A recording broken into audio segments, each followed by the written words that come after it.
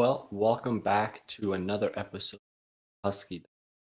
This is the second one of the season, and it is the second straight time that I'll be doing it following a disappointment. Now, last week's show, I started off talking about shock, talking about how I was shocked with FS, FCS school, Washington. That should have never happened. Now, I will not start off talking about shock going up against Michigan, as I wasn't shocked at all. What they showed against Montana was not going to be, and they came out and did the same thing pretty much. So they deserved to lose. They did not play a sound game. They did not coach a sound. They struggled. It painful to watch, my honest opinion. The Huskies offense stuck in running it up the middle, having these short passes. And that's not going to win you games. Last week after the month change things, try and figure out how to unlock this offense, do some game planning. That did not appear as they followed through on that. Have them going up against Michigan, and they came out flat. They came out and didn't score for the first 7 possessions. It took until the 8th possession for Washington touchdown. It was actually 20 straight possessions without a touchdown. That's going back from they only scored on the first drive against. Took them 20 drives following that one. Put up another field goal. So Washington is struggling. They clearly have some issues. Clearly got a lot of. I don't care about how much hype they got in the offseason. Talking about when they looked like a good team on paper, they had some good offensive line, full of great players. You look at that line, and it's going to be one of the best lines in the country. Art hasn't proven that. Pass protection struggled in the run game immensely. And at the pass protection, the Huskies allowed 4 sacks last week, and they allowed 3 sacks, I believe, Montana. That's 7 sacks and I don't know what, but pretty much the exact same offensive line as last year. 1 sack. So that's a head scratch right there. I don't know how they're going to do that, but they need to. Washington's successful, they have to come.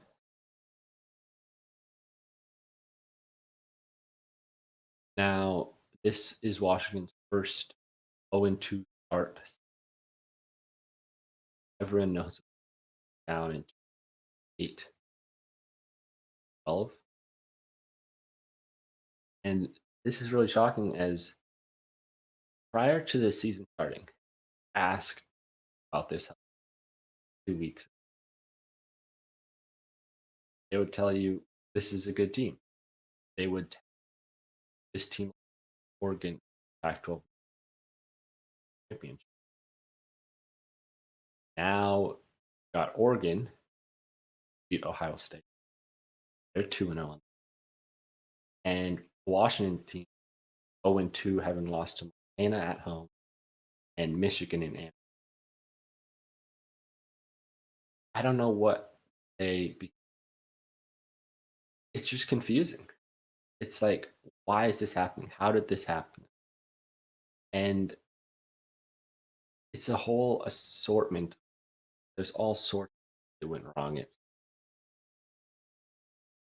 They honestly made this sprint over, made against Montana, running the same plays, just running these short crossing routes. And I'll say they did, I believe, or Dylan Morris did throw the ball downfield more often against Michigan. I remember a few more deep crossing routes completed last night than he had Montana. Still, You have to open up the passing game. Michigan was sitting on the run. They were sitting on the run all game. They had 8-man boxes.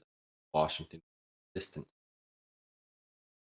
Washington was not going to run the ball. That was Michigan's game plan. They wanted to force Dillon's arm, beat them, and Morris's arm didn't. Huskies continuously tried to run the ball, even though Michigan would have an 8-man box. And did Washington run for anything? No. They had a total of 32 carries for 50 yards. Richard Newton had 12 carries. He got the start, and he only had 20. One of that was a 12-yard run. So for the majority of the game, Washington running backs were just stuffed. What more can you expect? In the Huskies O line is not opening up holes. Michigan routing the line of scrimmage. They're not gonna get anything. How do you open up the run game? Open up the passing game? Washington do that? No. Washington dink and dunked their way to punt after punt after punt. I mean, Washington's best drive kind of in the first quarter of it was first half, I think it was. That 12 play long drive. And how does it end? It ends going for it on 4th and 4 from the 31-yard line because you don't have any confidence. No confidence in the kicker. You end up going for on 4. What do you choose to do? Run the ball up the. What is the thought process behind this? The play before on 3rd and 5, what they do? They ran the ball up the middle, Richard Newton, for 1 yard. Now you're sitting at 4th and 4, and you're thinking, what should I do? Should I pass the ball past the down marker so we can get a first down? Or should I do the same thing we've been doing the last 2 weeks and it hasn't worked and hand the ball off up the middle and maybe he'll break away for more than 4 yards? Yep, that's what they did. They ran it with Richard Newton again and it didn't work again. No shock there. Bad play call. And that's something the Huskies will have to fix if they want to win. Another example of this bad play call is it was, I think, first quarter, both these plays happened. I don't remember the exact scenarios or anything, but might have been a 3rd down for each of these or something like that. And Washington goes max protect. They've got for Dylan Morris, they had 8 guys blocking. They only sent 2 receivers out there on a passing route. Do you see an issue there? Because I do. You got Michigan basically had at a minimum 4 defensive backs back there guarding. I mean, that's if they'd sent everyone else. I don't think they did. I don't think it was a huge blitz or anything by Michigan. You got 2 receivers for Washington up against multiple backs. Each of those guys can be double covered. That's not going to work. It's not going to work for Washington in that play scenario, as all they had was Dylan Morris drop straight back, and he was even pressured because nobody could get open. It was a pressure sack. I don't think he got sacked actually, but it was pressure due to the coverage. Coverage was so good because they only had 2 receivers. I mean, of course, you're not going to be able to get open if you've got everyone's attention on the defense on you. Now, I'll admit this play is used by other teams, and I think it's because more often than not, when this play is run, you'll have the quarterback roll out to this. You'll have a little short out route where the quarterback can instantly hit him right on the cut, or everyone can converge on him. Washington guys down the middle of the field, running towards the safeties, allowing the safeties to help the coverage. Didn't work for that reason. So Washington definitely going to have to offense. Played two goose eggs, but put up 7 points. Now you put up 10 points. But Washington's offense was not the only last night against Washington's defense. Pass defense was great, but it run defense not so good. Washington's defense gave up over 300 yards ground, first time since that was back when Arizona ran for a bunch. Yesterday against Michigan, Michigan ran for 343 yards. I mean, Washington's run defense topic last year being a little shaky. It allowed over 200 yards in one and about 190 yards in another. So the run defense had holes last year. Clearly, the coaches did not address that, or they just did not manage to fix it in the offseason practice league this year. Michigan ran all over. Michigan could just hand the ball off. There were huge holes their backs to run through, and they ran through them. The two Michigan running backs carried the ball 21 times and 27. They had 171 and 155 yards respectively. Touchdowns, touchdown. So Michigan's running game just wore down the Huskies. They just could get these big pops, get little pops, and continuously grind and grind away. That also helped with the time of possession. Michigan held the ball, I think it was for 34 minutes compared to Washington's. So what really though, with looking at the run defense and just the rushing statistics, what really just makes it sad with Washington because of how great the Huskies defensive backs play. And this kind of shows you that you can't just have one position group stellar. And that's what the Huskies have. Huskies backs are top tier, best in college football. They've got guys like Brendan Radley Hiles, Elijah Moore, Tyler Gore. Safeties aren't as good in my opinion, but they've got some good guys. Julius Irvin out there. Tom Hampton made a huge mistake against Michigan, but played okay. And looking at those DBs, first round talent in the NFL, Trent McDuffie, Bradley Riley Hile might be slightly undersized, but he has the talent in the NFL, very similar to Elijah Moore. And what those guys did against Michigan was the Michigan quarterback went 7 for 15, 44 yards, 0 touchdown, interception, 16.2 QB. I mean, the Washington pass defense dominated. Now, why is that the one position playing so well? Maybe it's got something to do with Jimmy Lake, former DB coach, so he can focus on that, can help on that. Maybe he helps out there. Maybe it's just the talent that they recruited at that position. Washington's right there. But it's weird at the huge difference the defense's passes versus rushes. Looking at UW's defensive backspace, in pass defense, they allow 74.5 yards per game first down. In opponents' yards per attempt, 3.9. They rank sixth, third at, and then sixth in opponent pass efficiency, fourth, then seventh in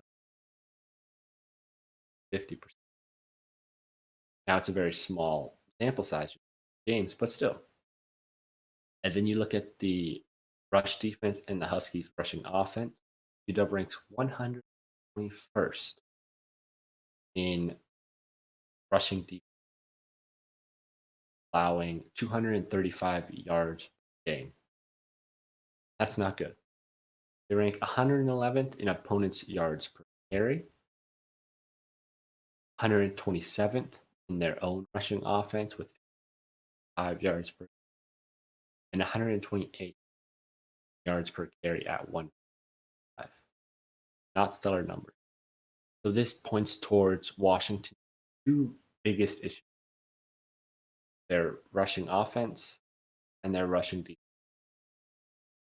If they can fix those two things, maybe things will turn around for them. I mean, they haven't played a Pac-12 game, so technically, Pac-12 championship breach, but they're gonna have to definitely flip it.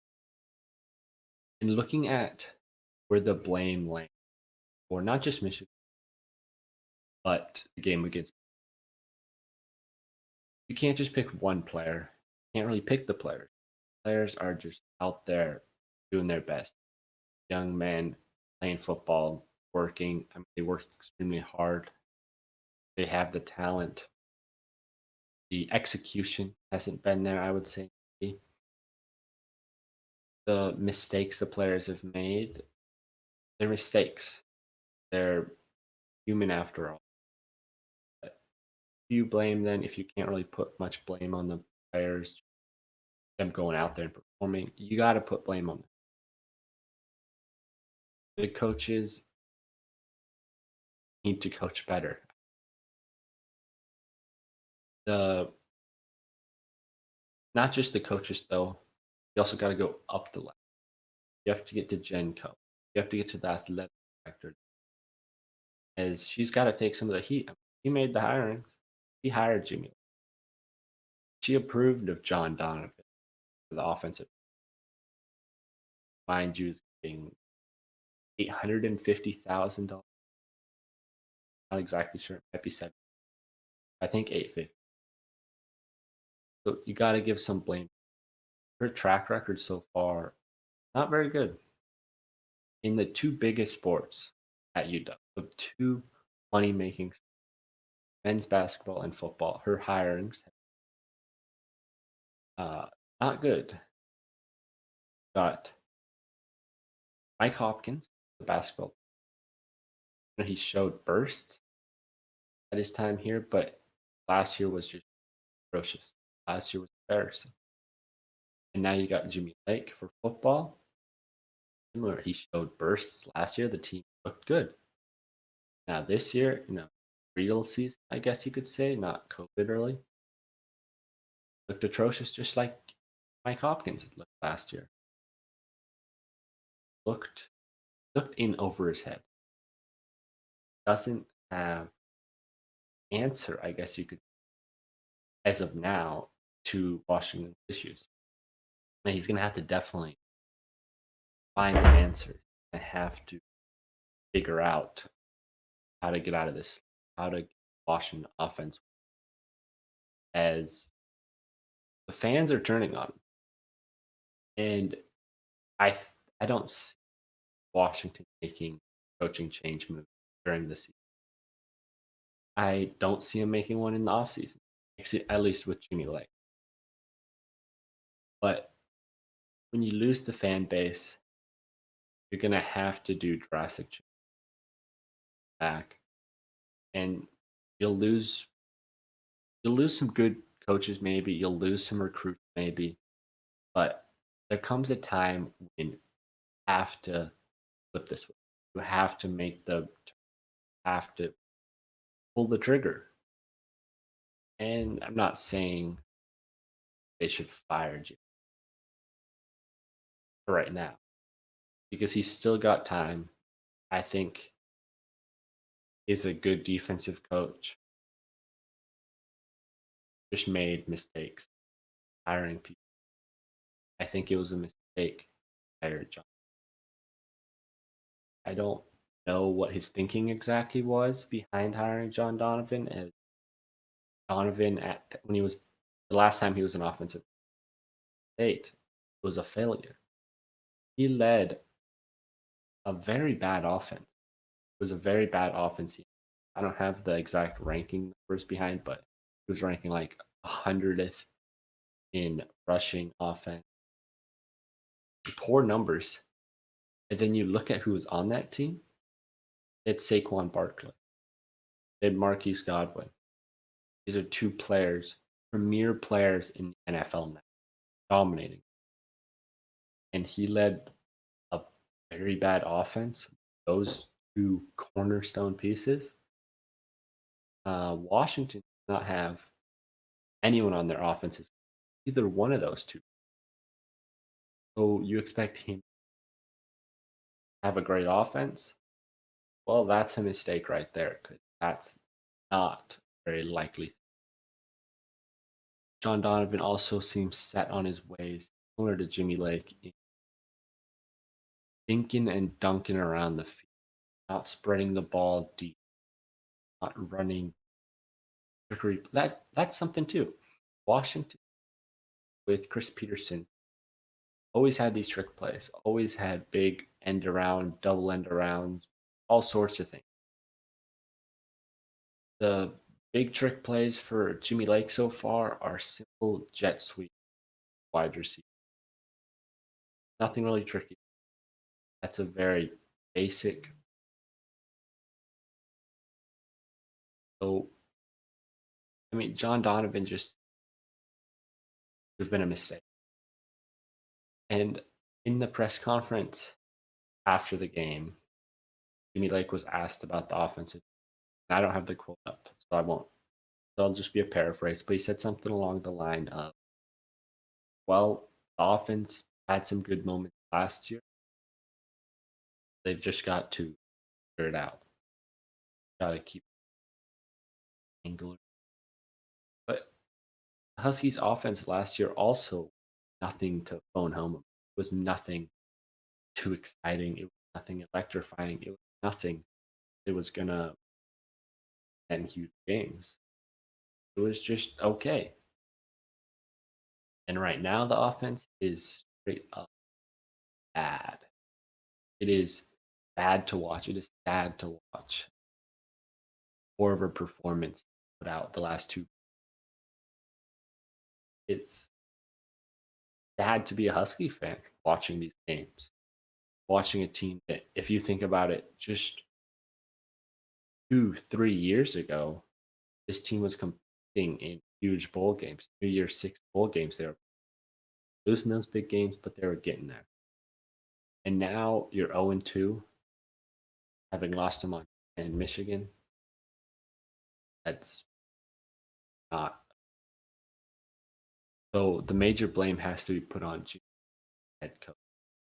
But his biggest mistake, hiring John Donovan, offensive failed offensive last few running backs for the Jacksonville Jaguars, who Jaguars haven't been very good. I don't know. But now moving on to the final topic. Can Washington get its first win? Well, sure hope so. They're going up against Arkansas State, who that Washington probably would have been looked at as blowing them out before this season started. They would have been thought it'd be a blowout. Montana, we all know how that went. Now with Arkansas State, I think their strength is their offense. And it's a good offense. Even with talent deficient to Washington, Washington has stars, having 5 stars, 3 stars. If Arkansas State is able to put up a few touchdowns, they got a shot to win because Washington so far has shown 2 or 4 touchdowns. They've put up 2 touchdowns on the once against Montana, one against Michigan in garbage time. Arkansas State 1-1. They put up numbers. 2 games, they put up 40 points, 50 points. Now they're not going up against top tier teams, but now Washington clearly has not shown the top tier team. The one thing that's good for Washington, this Arkansas State game, I mean, is Arkansas State's offensive strength appears to be their passing game. I mean, in the 2 games, they threw for 900 yards, 9 touchdowns. behind in them. And what is Washington's one strength really? The passing defense. So if Washington is able to slow down this Arkansas passing game, then keep it low scoring, Washington's got a shot at winning. If, the big if though, if they can get something clicking on their offense. Because no matter what the defense does, if the offense for Huskies struggle third straight week, they're not going to win. And I don't know if I'd ever thought I'd be saying that this year. That Washington is not like a, it's not going to be a clear win.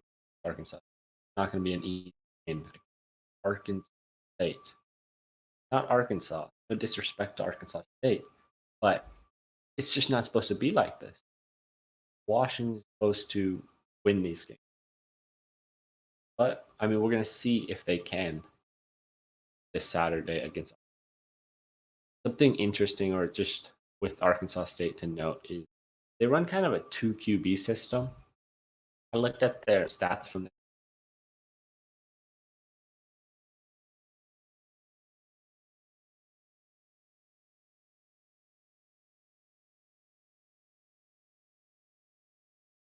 and I don't know if there's all right back.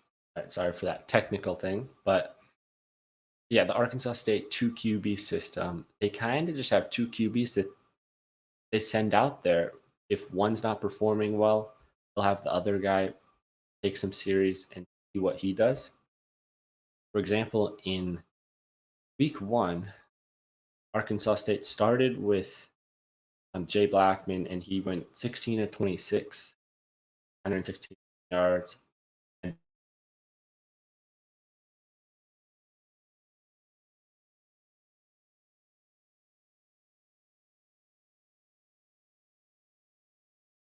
And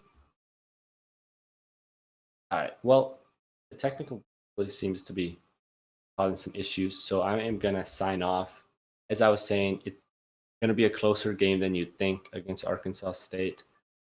I think the Huskies win, but I think it's gonna be like 17 to 10.